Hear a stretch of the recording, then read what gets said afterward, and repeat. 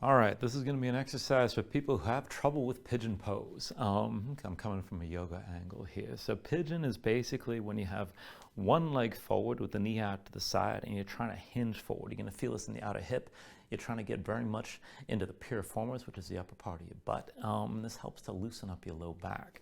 Now, if you have trouble doing this at the floor, which many people do, one solution is to do this standing with your foot elevated. So I'm going to bring my foot onto this box right here, and this is about 1.5 feet up off the floor. So I've got my knee to the side. I'm going to keep my toes curled and keep that foot active. You can always bend into the knee that you're standing on here. The weight is on, the focus rather, is on the front leg. So that's really what you want to tend to here.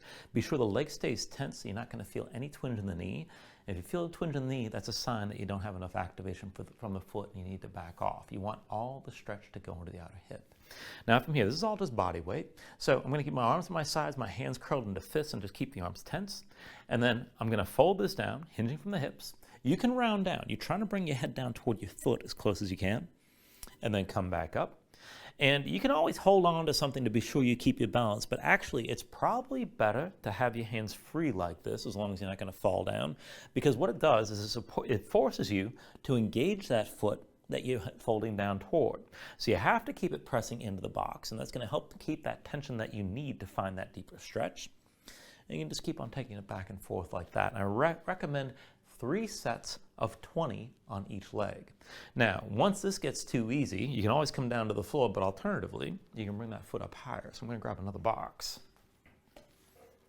So this is about, I don't know, what, another 16 inches or so? And I'm going to work the other, well, I'll work the same leg here. So I'm going to bring that leg up. So I'm going to keep the toes curled, keep the knee out to the side. And again, you can bend the knee that you're standing on. Just keep your hips squared forward so that this hip is actually opening up. And again, keep your arms tense. Fold it forward, bring your head toward your foot, and come back up.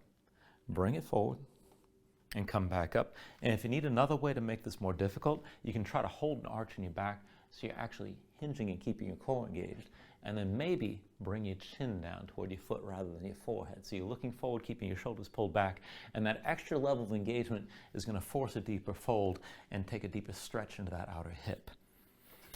And then once you kind of get that down, and that's pretty easy, you're probably ready to take it down to the floor and take things deeper. Hope that helps.